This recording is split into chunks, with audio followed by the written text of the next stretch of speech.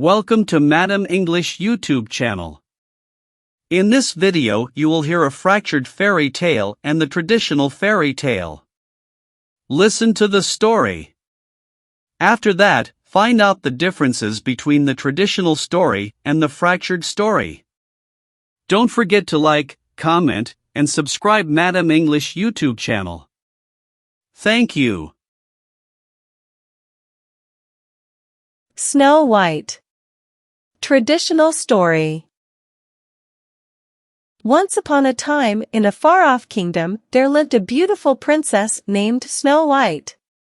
She was so fair and gentle that everyone who saw her loved her.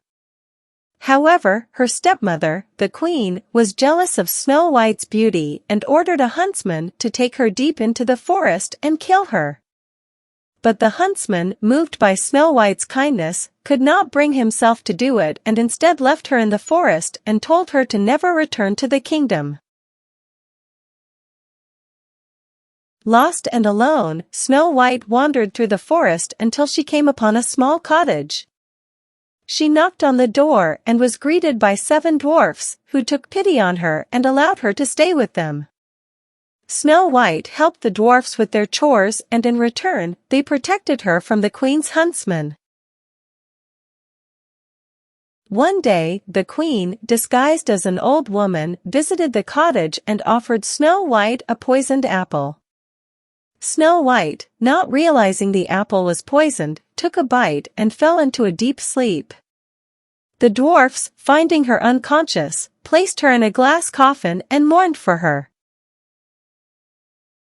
However, a prince who had been searching for Snow White came upon the cottage and, upon seeing her, declared his love for her.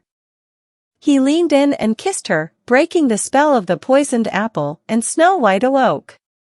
The prince then took Snow White back to the kingdom and the queen was punished for her treachery. Snow White and the prince lived happily ever after and the kingdom rejoiced. The end.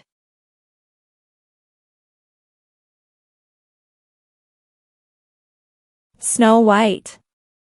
Fractured story. Once upon a time, in a far-off kingdom, there lived a beautiful princess named Snow White.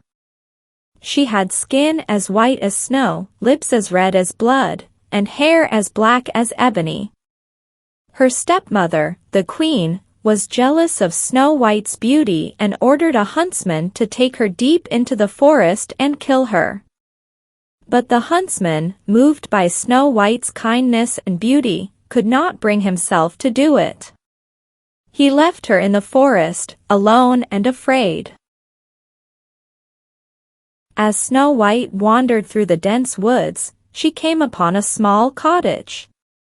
She knocked on the door and was greeted by 7 dwarfs: Doc, Grumpy, Happy, Sleepy, Bashful, Dopey, and Sneezy.